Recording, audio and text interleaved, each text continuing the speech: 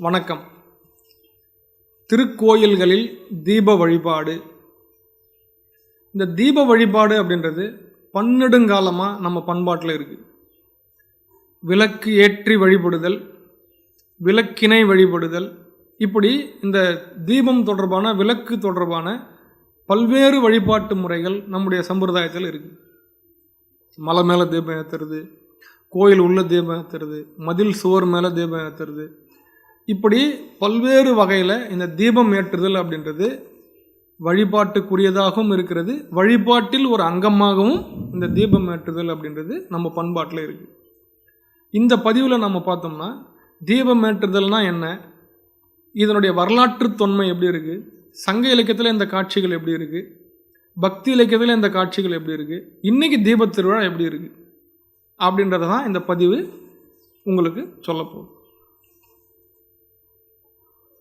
இப்போ பார்த்தீங்கன்னா பல வகை தீபங்கள் அப்படின்னு பார்த்தோம்னா தீப ஆராதனை, தாண்டவ தீப ஆராதனைன்னு ஒன்று பண்ணுறாங்க. மார்கழி ஆனி மாதத்தில் பார்த்தீங்கன்னா நடராஜர் அபிஷேகம் நடந்து முடிஞ்ச பிறகு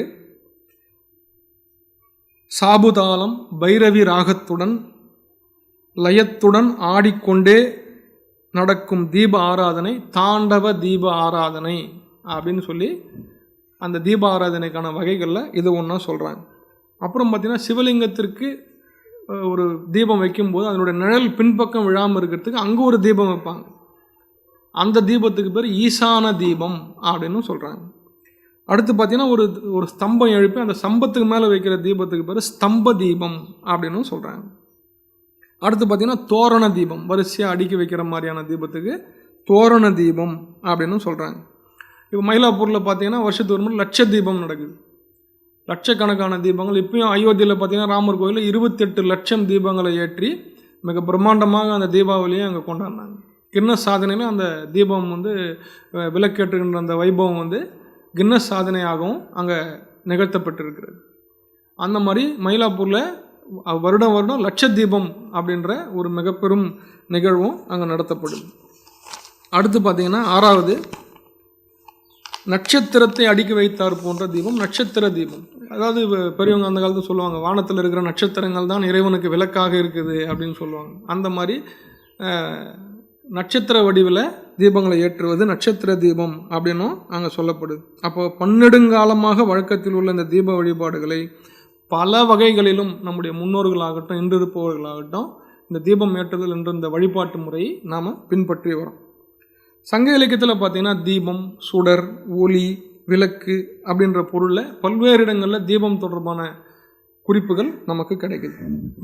அகநானூறு 11வது பாட்டில் பார்த்திங்கன்னா அருஞ்சுடர் நெடுங்கொடி என்ற அந்த சொல்லாட்சி இடம்பெற்றிருக்கிறது. அகநானூறு 141வது பாட்டில் பார்த்திங்கன்னா மருகு விளக்குறுத்த அப்படின்ற சொல், விளக்கு அப்படின்ற சொல்லும் அங்கே இடம்பெற்றிருக்கிறது. அகநானூறு 153வது பாட்டில் பார்த்திங்கன்னா கைவிடு சுடரின் தோன்றும் என்கின்ற சொல்லாட்சி இடம்பெற்றிருக்கிறது. அகநானூறு 185 பார்த்தீங்கன்னா பெருவிழா விளக்கம் போல, எல்லாம் விளக்கேற்றி பெருவிழா கொண்டாடினா எப்படி இருக்குமோ அந்த இடம் போல அப்படின்ற ஓமையாகவும் இந்த விளக்கு தீபம் தொடர்பான செய்தி அகநானூறு 185வது பாட்டில் இடம்பெற்றிருக்கிறது. அடுத்து பார்த்தீங்கன்னா நற்றினை 202வது பாட்டில் செல் சுடர் நெடுங்கொடி போல என்கின்ற சொல்லாட்சி இடம்பெற்றிருக்கிறது. அடுத்து பார்த்தீங்கன்னா நெடுநல்வாடை 42, 43வது பாட்டில் வரிகளில் பார்த்தீங்கன்னா இரும்பு செய் விளக்கின் ஈர்ந்திரி கொலியி நெல்லும் மலரும் தூயி, இரும்பால் செய்யப்பட்ட விளக்கில் நெய் ஊற்றி அதில் விளக்கு ஏற்றினாங்க அப்படின்ற செய்தி 2000 வருஷத்துக்கு முன்னாடி இரும்பால் செய்யப்பட்ட விளக்கு நம்ம வச்சுருந்தோம் அப்படின்றதும் ஒரு பதிவு. 2000 வருஷமாக இந்த வழிபாடு இருக்குது அப்படின்றதும் ஒரு பதிவாக நமக்கு இன்னைக்கு கிடைக்குது.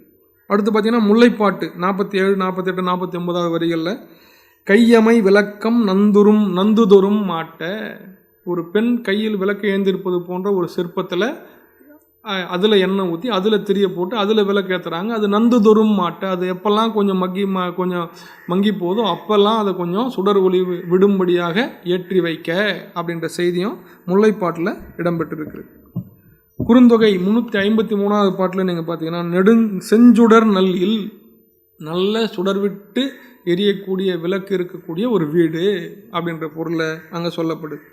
பழமொழி 400ல் 204வது பாட்டிங்கன்னா குன்றின் மேல் இட்ட விளக்கு போல இப்படின்ற பழமொழியே இப்படி இருக்குது சரிங்களா. ஒரு குன்றின் மேலிட்ட விளக்கு போல அப்படின்னு.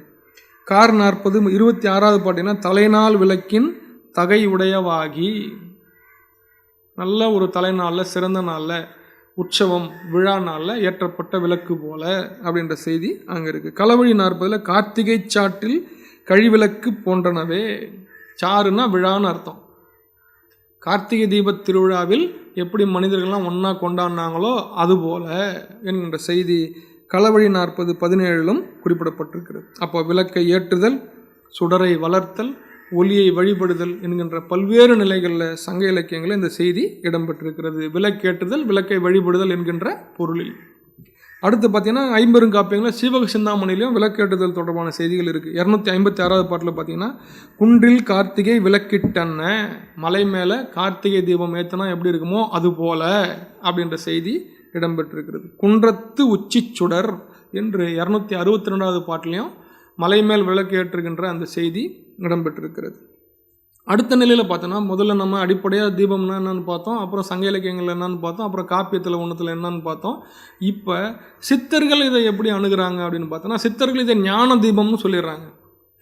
நம்முடைய தலைதான் மலை, இந்த மலையில் ஒரு விளக்கு இருக்கிறது, அந்த விளக்கை பிளந்து விளக்கை ஏற்றி விளக்குடையான் கடல் மேவலுமாமே அப்படின்னு சொல்லிடுறாங்க.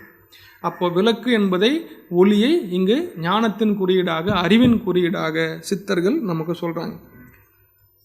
இதில் பார்த்தீங்கன்னா திருமந்திரம் 1780வது பாட்டில் உச்சிக்கு கீழது உள்நாக்குக்கு மேலது வச்ச பதம் இது வாய் திறவாதே. உச்சிக்கு கீழே உள்நாக்குக்கு மேலே என்றும் வைத்திருக்கக்கூடிய பதம், அதை நீ பார்த்து தெரிஞ்சுக்கோ அப்படின்னு 1780வது பாட்டில் திருமந்திரத்தில் திருமூலர் நமக்கு எடுத்து காட்டுறார். அடுத்து பார்த்தீங்கன்னா புலசியர் ஞான கற்பம் 222 149வது பாட்டில் சொல்கிறாங்க, பச்சை தீபம் பச்சை மாணிக்கம் பாரும், பத்தீபம் பச்சை மாணிக்கம் பாரும், அந்த தீபம்தான் பச்சை மாணிக்க வடிவில் உள்ள இருக்கு, நீ அதை பாரு அப்படின்றார். அடுத்து திருஞான சம்பந்தர் திருவையாறு பதிகம் 7 சோதியாய் நிறைந்தான் சுடற்சோதியுட் சோதியான், சோதியில் சோதியாக அவன் இருக்கிறான் என்று திருஞான சம்பந்தர் எடுத்து காட்டுறார். மாணிக்க வாசகர் சொல்லவே தேவையில்லை, ஜோதியே சுடரே சூழி விளக்கே ஆதியும் அந்தமும் இல்லா அரும்பெரும் ஜோதி. அவர் பாட்டுக்கு அந்த ஜோதி வழிபாட்டில் ரொம்ப பீக்கில் நமக்கு சொன்னவர் மாணிக்க வாசகர்.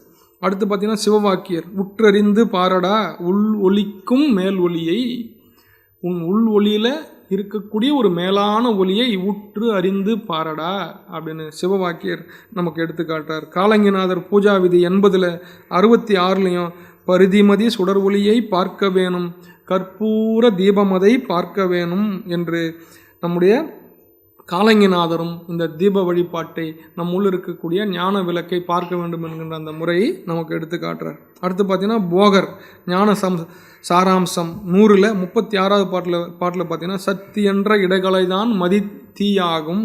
ஒவ்வொன்றும் என்ன தீன்னு நமக்கு சொல்கிறார், அந்த தீயை அந்த தீபத்தை நம்முள் ஏற்றணும் அப்படின்றத சொல்கிறார். எவ்வளோ வெளிப்படையாக இருக்குது பாருங்கள்.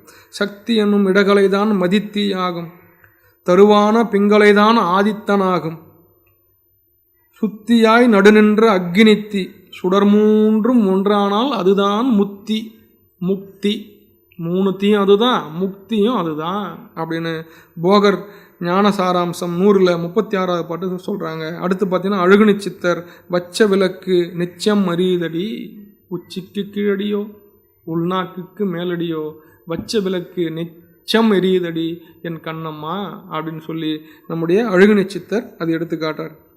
அப்போது நாம் என்ன செய்யணும் அப்படின்னா, இந்த சித்தர்களுடைய வழிபடி நம்முடைய தலையாகிய இந்த மலையில் தீபத்தை ஏற்றிக்கணும். ஆல்ரெடி அங்கே இருக்குது, அந்த தீபத்தை ஒளிவிட செய்வது நம்மிடம்தான் இருக்குது அப்படின்றத சித்தர்கள் மிக தெளிவாக நமக்கு எடுத்துக்காட்டார். நம்முடைய சிவப்பிரகாசம் சாமிகள் பார்த்திங்கன்னா இந்த தீபம் ஏற்றுதல் இந்த விழாவை மிக பிரம்மாண்டமாக எடுத்து சொல்கிறார். சோனசமலை சோன சைல மாலை என்கின்ற அந்த நூலில் சோனசமலையை பற்றின நம்முடைய திருவண்ணாமலையை பற்றின பெருமைகளை, தீப திருவண்ணாமலை பற்றின பெருமைகளை மிக விளக்கமாக எடுத்து சொல்கிறார். அதில் 1-2 மட்டும் இந்த பதிவில் உங்களுக்கு நான் எடுத்து காட்டுகிறேன். கார்த்திகை விளக்கு தடமுடி இலங்க வளர்ந்தெழும் சோன சைலம் அப்படின்னு சொல்லி அந்த மலை மேல் உச்சியில் வளர்ந்து எழுகின்ற ஒளி என்று சிவபெருமானுடைய பெருமையை நம்முடைய சிவப்பிரகாச சாமிகள் சொல்கிறார். அதே சோன சைல மாலையில் 8வது பாட்டில் கார்த்திகை விளக்கு மணிமுடி சுமந்து எவ்வளோ அந்த மலையினுடைய உச்சியில் அந்த விளக்கை பார்த்தல் அப்படின்றது ஒரு விதமான ஒரு உள்ளுணர்வு. அந்த உள்ளுணர்வுக்குள்ளே உங்கள் மனசு போயிடுச்சு அப்படின்னாலே உங்களால் என்ன பண்ண முடியும், உங்களுக்குள்ளே அந்த உணர்வை வர வச்சுக்க முடியும். அந்த உள்ளுணர்வுலேருந்து நீங்கள் என்ன பண்ண முடியும், ஞானத்தை உங்களுக்குள்ளே மலர வைக்க முடியும். அப்போது அறிவு தான் சோதி, சரிங்களா? அறிவு தான் உங்களுடைய ஒளி. அப்போது அந்த ஒளியையும் ஜோதியையும் என்ன பண்ணுறாங்க பெரியவங்க ஞானத்தினுடைய குறியீடாக வச்சுருக்காங்க. அப்போ மலை மேல் தீபம் ஏற்றுதல் அப்படின்றது உங்கள் சிரசாகிய மலை மேல் தீபத்தை ஏற்றி இந்த கிரியாகிய மலையை சுற்றி வந்து நீங்கள் என்ன பண்ணணும், உங்களுடைய ஞான தீபத்தை ஒளிரச் செய்து கொள்ள வேண்டும். சகவிளக்கு என்ன விளங்குறும் சோனசைல மாலை 54வது பாட்டிலையும் திருவண்ணாமலையில் தீபம் ஏற்றக்கூடிய அந்த பெருமையை சிறப்பை நமக்கு இங்கே எடுத்து காட்டுறாங்க. அப்போது நம்முடைய பண்பாட்டினுடைய வடிவமாக நம்முடைய வழிபாட்டில் மிகவும் பழமையானதாக இருக்கக்கூடியது தீப வழிபாடு. அப்போ நம்முடைய மனம் ஆன்மா பக்குவமுடைய இந்த தீப வழிபாடு நமக்கு பயன்படுகின்றது. எனவே அதில் இன்னொன்று சொல்கிறாங்க பாருங்கள், இன்னும் பழமொழி கார்த்திகை பிறை போல, கார்த்திகை மாதத்தில் இருக்கக்கூடிய பிறை போல தொல் திருக்கார்த்திகை அப்படின்னு ஞானசம்பந்தர் மயிலாப்பூரில் பாடினதாகவும் திருக்கார்த்திகை விழாவை பற்றினே பாட்டு பாடுறார். அப்போ எந்த அளவுக்கு பழமையான ஒரு விழாவாக இந்த தீபத் திருவிழா இருக்குது பாருங்கள். அப்போது இதுக்கு முன்னாடி பார்த்த சித்தர் இலக்கியத்திலேருந்து, அதுக்கு முன்னாடி பார்த்த சங்க இலக்கியத்திலேருந்து, அதுக்கு முன்னாடி பார்த்த காப்பியங்கள்லேருந்து, பொதுவாக எல்லா இலக்கியங்களிலுமே பெரும்பாலும் இந்த தீப வழிபாடு அப்படின்றது, தீபத் திருவிழா அப்படின்றது, தீபத்தை வணங்குவது அப்படின்றது அல்லது தீபத்தை ஏற்றி வழிபடுவது அப்படின்றது பழக்கத்தில் பண்பாட்டில் இருக்குது. அதனால் இந்த தீப வழிபாட்டினுடைய வரலாற்று தொடர்ச்சியை அறிந்து கொள்ளுகின்ற ஒரு நல்ல வாய்ப்பாக இந்த பதிவை நான் பார்க்குறேன். தீபம் என்னும் இந்த வரலாற்று பெருமையை நம்முடைய மனதில் நாம் என்றும் ஏற்றிக்கொண்டு இந்த தீபத் வழிபாட்டை நம்முடைய இல்லத்திலும் என்றும் நாம் எப்பவுமே இப்போ வடார்காடு மாவட்டம்லாம் பார்த்திங்கன்னா எங்கள் வேலூர் திருவண்ணாமலைலாம் பார்த்திங்கன்னா எல்லா மலையிலுமே விளக்கு ஏற்றுவோம், சரிங்களா? இந்த தீபத்தை நம்முடைய தீப திருநாள் மட்டும் இல்லை, நம்முடைய வழிபாட்டில் தொன்று தொட்டு இருக்கிறது. அதனால் நம்ம என்ன பண்ணுவோம், இந்த ஒளியை நம்ம இல்லத்தில் மட்டுமல்ல நம்ம உள்ளத்திலும் நம்ம இந்த ஒளியை ஏற்படுத்துவோம். இந்த தீப தரிசனத்தை கண்டு என்றும் இந்த தீப திருவடியில் நாம் திளைத்திருக்கணும். மலை மேல் மட்டுமல்ல தீபம் ஏற்றுவது, இந்த சிரசாகிய எஞ்சான் உடம்பிற்கு பிரதானமாக இருக்கக்கூடிய நம்முடைய தலையாகிய இந்த மலையிலும் நாம் தீபத்தை ஏற்றுவோம், ஞான தீபத்தை ஏற்றுவோம், ஞானம் பெறுவோம். கார்த்திகை தீபத் திருவிழாவை மிகச் சிறப்பாக நாம் இனிமேல் ஒவ்வொரு ஆண்டும் கொண்டாடுவோம். நாம் தமிழ்நாடு அரசையும் இதன் மூலமாக பல்வேறு முறை நான் வலியுறுத்தி இருக்கிறேன். தீபத் திருவிழாவிற்கு ஒரு அரசு விடுமுறை விடணும்.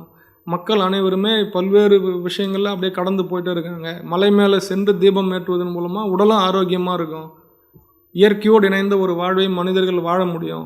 தமிழ்நாட்டில் இருக்கக்கூடிய பல்வேறு மலைகளில் இந்த கார்த்திகை தீபத் திருவிழாவை கொண்டாடுறாங்க. வடநாட்டிலையும் தேவ தீபாவளி அப்படின்ற ஒரு அமைப்பில் இந்த தீபத் திருவிழாவை அவங்களும் கொண்டாடுறாங்க. அப்போது இந்தியா முழுவதும் சரி, உலகத்தின் பல்வேறு பகுதிகளிலும் இந்த தீபத் திருவிழா அப்படின்றது, தீப வழிபாடு அப்படின்றது வழக்கத்திலும் பழக்கத்திலும் பண்பாட்டிலும் கலாச்சாரத்திலும் நிறைந்து இருக்கிறது. எனவே இந்த ஞான தீபத்தை ஏற்றுவோம், வாழ்வை ஒளி நிறைந்ததாக மாற்றுவோம். நன்றி, வணக்கம்.